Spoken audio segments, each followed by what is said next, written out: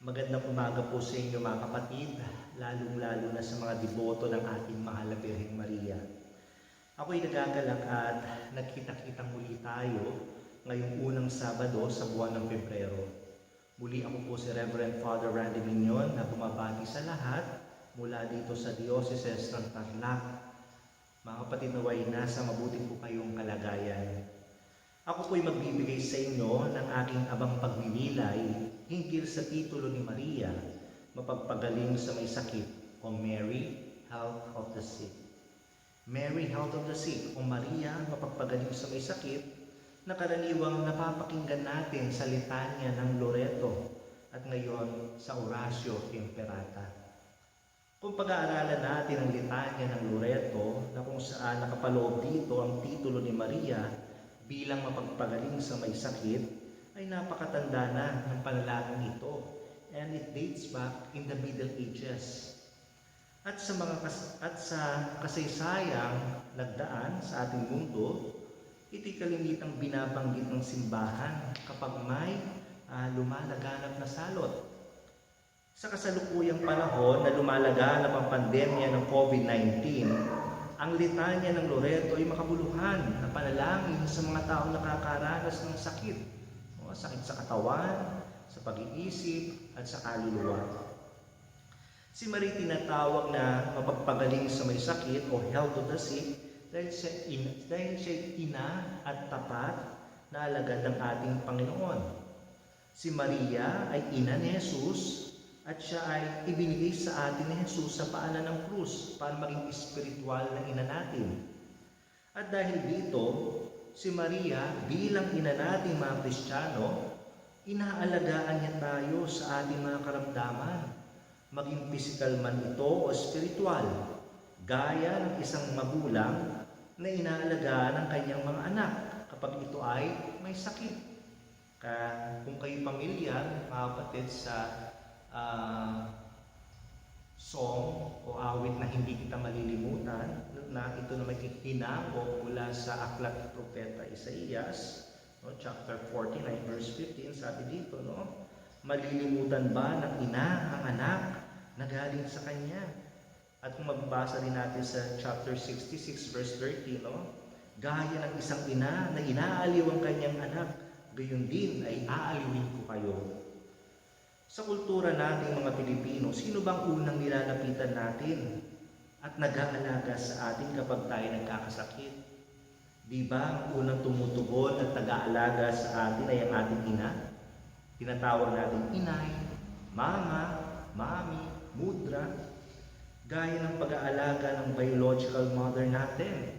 Tayo rin bilang mga anak ng ating amang nasa langit sa pamamagitan ng ating Panginoon sa Kristo, ang ating spiritual na ina na si Maria ay inaalagaan din tayo kapag tayo may sakit, kapag tayo tumatawag sa Kanya. Naalala ko kahapon, sumasakit ang aking likod. So unang nasa isip ko kagad, sino kayang makapagbibigay sa akin ng payo para tuunan yung pananakit ng likod ko. Tumatanda na rin ako. Tinawagan ko ang aking ina at sinabi niya sa akin kung ano ang aking dapat gawin. Ganun din po, si Maria tumutugon agad sa ating mga karamdaman kapag tayo lumalapit sa Kanya. Tulad ng ating sariling ina, aalagaan niya rin tayo. Si Maria ay tinatawag na mapagpagaling sa may sakit. Hindi dahil may kapangyarihan siya na magpagaling, kundi dahil sa kanyang anak na si Jesus, na pinagmumulan ng kagalingan at katotohanan. Siya ay nagiging daluyan ng grasya ng pagpapagaling. At kapag tayo ay lumalapit sa ating ina, lagi niyang itinuturo si Jesus na bukal ng kagalingan. Kaya nga sa ikalawang Konsilyo Vaticano o Second Vatican II o Second Vatican, sinasabi dito, sa kanyang makainang pagmamahal, inaalagaan niya ang mga kapatid ng kanyang anak na naglalakbay pa sa ibabaw ng mundo, na nakararanas ng kapahamakan at mga kapighatian. At dahil dito, ang mahal na Birheng Maria ay tinatawag ng simbahan sa mga titulong advocate, tagapagtanggol, tulong sa mga Kristiyano, help of Christians, tagapamagitan, mediators. No? It is according to Lumen Gentium, no? Na nakapaloob sa Second Vatican Council. Sa ating pananampalataya, kapag si Jesus ay nagpapagaling, kasama niya lagi ang kanyang ina. Ika nga ay mother and son tandem. Ganun din sa mga manggagamot sa kasalukuyan, kasama rin nila ang ating inang Birhen sa pagpapagaling.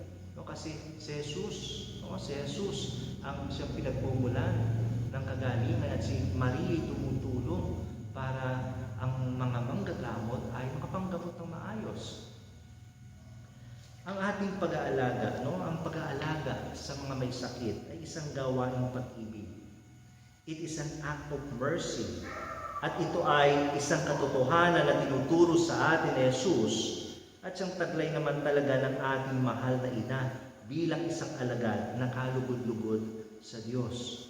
Ito po ay inintras atin na dapat kung paano nagpapagaling si Jesus, dapat ganun din po tayo, tumulong din po tayo sa ating mga kapatid na nangangailangan ng kagalingan. Well, sasabihin, hindi naman tayo doktor. There are many ways na pwede tayo magpagaling o makapagpagaling ng ating kapwa-tao. Si Maria, tularan po natin, na nagsilbing daluyan ng grasya ng pagpapagaling ng ating Panginoong Diyos sa pamagitan ng ating Panginoong Jesucristo. Ibig sabihin po dito, mga kapatid, ang pagiging alagad ng ating Panginoon ay dapat bukas tayong matuto at bukas din tayo sa katotohanan ng Diyos. Ibig sabihin, sa lahat ng ating ginagawa, kung gusto nating makamit ang kaluwalhatian ng Diyos, gaya ng ating inang Birhen na bukas sa grasya ng Diyos, ay dapat maging banal tayo sa ating mga ginagawa, lalo na sa paglilingkod. Dapat kaisa tayo sa kalooban ng Diyos. Dapat may puso tayo na katulad kay Jesus. Nang sa gayon, yung mga nakakaranas ng karamdaman ay magkaroon talaga ng kagalingan. Kasi ang pagkukunan po natin ng inspirasyon at kapangyarihan para gumaling ang isang tao, walang iba kundi si Jesus, na siyang itinuturo lagi sa atin ng ating mahal na Birhen Maria. Sa pagtawag natin kay Maria bilang mapagpagaling sa may sakit, hindi natin tinatanggal kay Jesus ito bilang tagapagpagaling talaga. Ang dakilang manggagamot. Nung si Jesus ay nasa ibabaw pa ng lupa, lahat ng mga may sakit ay pinagaling niya. Pinalaya ang mga inaalihan ng masasama espiritu at binigyan ng bagong buhay ang mga nasadlak sa kasalanan sa pamamagitan ng pagpapatawad. Hindi lang niya pinagaling ang pisikal na sakit, gayon din ang kaluluwa. At itong kapangyarihan ito ay misyon natin, dating mga Kristiyano. Misyon na ibinigay sa simbahan. At si Maria ay kabahagi ng simbahan. Ang ating mahal na ina, bilang unang alagad, ay nakikibahagi rin sa misyong ito ni Jesus sa pamamagitan ng kanyang kalinis-linisang paglilihi o Immaculate Conception at ang pag-aakyat sa kanya sa langit. Bakit po ito nasabi po, mga kapatid? Kasi po sa pamamagitan ni Maria, dumating po sa mundo ang sagot sa kagalingan nito. Kasi po ang mundo po ay nawalay sa grasya ng Diyos sa pamamagitan ng kasalanan. At ang kasalanan po ay isang sakit. At si Maria ay naging instrumento rin po para mapagaling ang sakit na nararanasan ng mundo na kasalanan. At si Maria, sa kanya po nanggaling, sa kanya iniluwal niya po sa mundo ang magpapagaling dito. Walang iba kundi ang ating Panginoong Jesucristo. At dahil po dito, sa proseso na ito, nagkaroon po tayo ng pag-asa na makapiling muli ang ating Panginoong Diyos sa pamamagitan ng pag-aakyat sa langit sa ating mahal na Birhen Maria. Kaya mga kapatid, ang grasya na ito ay tanda ng pangako ng Diyos sa mga tumutupad sa kanyang kalooban, ang buhay na kapiling siya. Ito ay halimbawa ng malinaw na pagpapagaling at pagpapanumbalik ng mundo sa grasya ng Diyos sa pamagitan ng ating Panginoong Jesucristo na dinala sa sinapupunan ng ating Inang Birhen. Si Maria ay nagsisilbing tanda ng pag-asa para sa mga may sakit na tumatawag sa Kanya. Ang pagtawag sa Kanyang pagtulong ay kinatutuwa niya dahil sa isang ina at kapatid natin si Jesus. And Jesus entrusted us to her. At bilang kapatid natin si Jesus, itinuturing niya rin tayong mga anak. At kapag tayo lalapit sa Kanya, tsak yun po, nagagalak po ang ating mahal na Birheng Maria. Malugod po siyang tutugon bilang isang inang nagmamahal sa ating mga lumalapit sa Kanya. Katulad natin, mga kapatid, naranasan din ng ating Inang Birheng magdusa at magdalamhati at nakikibahagi rin siya sa sakit ng kanyang anak in a unique and special way na kalimitang hindi nakikita o naunawaan ng mundo. Pero siya, naiintindihan niya ang ating mga pinagdaraanan at pagdurusa dahil siya ay tao tulad din po natin. Sa pamagitan ng ministeryo ng pagpapagaling, makikita natin si Kristo, ang dakilang manggagamot at banal na manlulubos.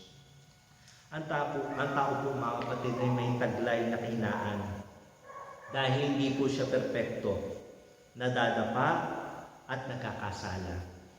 At kapag ang tao ay nagkakasala, nawawala ang grasya ng Diyos. At ang kasalanan ay may tuturing na isang sakit na dapat gamutin. At si Maria tumutulong para gumaling ang sakit na ito. Kaya titingnan po rin natin, mga kapatid, whenever we have this devotion to the Blessed Mother, halimbawa Lourdes, Fatima, ano po bang highlight lagi ng ating devotion doon? Lalo na sa Lourdes, na maraming devoto dito na humihingi ng tulong sa ating Inang Birhen na sila'y gumaling. Ano ba pinaka-highlight ng celebration? Walang iba kundi ang banal na misa. Kasi po si Jesus po ang sentro. Si Jesus po ang paggagalingan ng kagalingan ng mga tao, ng healing ng mga tao. Kaya mga kapatid, maswerte tayo. Meron tayong isang ina na gumagabay sa atin. Merong isang ina na tumutulong na tayo alagaan para gumaling tayo sa ating mga karamdaman. Ang karamdaman po, mga kapatid, ay hindi lang po physical. Pati rin na po sa kaluluwa. Kaya nga po sa kanyang makaina, mapag-aruga at puno ng pagmamahal na pagkalinga, ito'y nagsisilbing umupukaw sa ating mga damdaming mga Pilipino. Bakit tayo lumalapit kay Maria? Sadya nga talagang mga Pilipino ay malapit kay Maria. Bakit po? Kasi tinawag tayo Pueblo Amante de Maria, bayang sumisinta kay Maria. Kasi po, kung titingnan natin sa kasaysayan natin, bakit po ba napadali ang paglaganap ng Kristyanismo sa Pilipinas? It is because the missionaries discovered that the Filipinos, yung mga katutubo, mga native Filipinos, ay sadya talagang makaina, malapit sa nanay.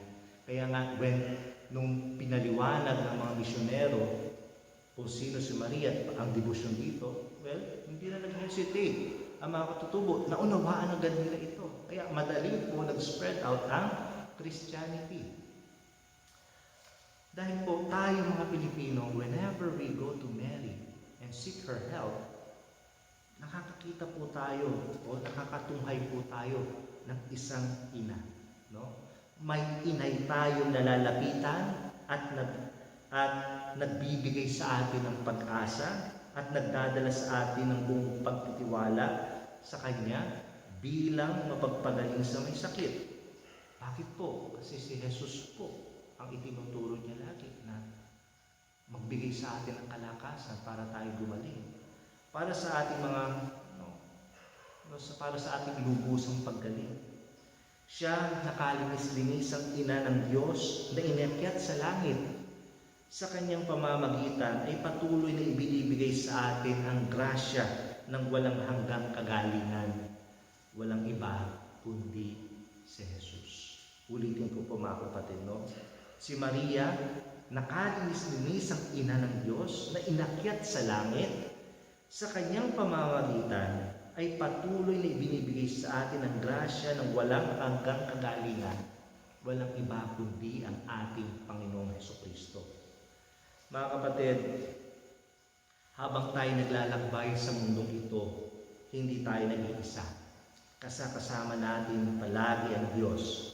At andyan si Maria na patuloy na umaalalay sa atin bilang isang inang mapag-aruga at mapagpagaling.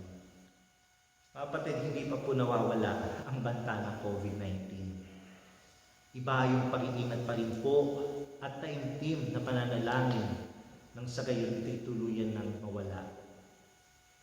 At si Maria po, makakaasa po tayo mga kapatid na tutugon po siya sa lahat na mga kapatid ni Kristong lalapit sa Kanya. Dahil po siya ay isang ina na katulong ni Jesus para tayo ay gumaling. Ito po ang aking munting maibabahagi sa inyo mga kapatid. At aking pong hangad sa inyo to keep safe and stay safe. Kasi andyan pa rin po ang COVID-19. Hangad po ang inyong kaligtasan. Let us pray for one another. At pagpalain nawa kayong lahat ng pong may kapal. Again, my dear brothers and sisters, good morning po sa inyong lahat. At maraming salamat po muli sa pagbibigay ninyo sa akin ng pagkakataon magpagbahagi muli sa inyo ng aking abang pagninilay hinggil kay Maria bilang mapagpagaling sa may sakit.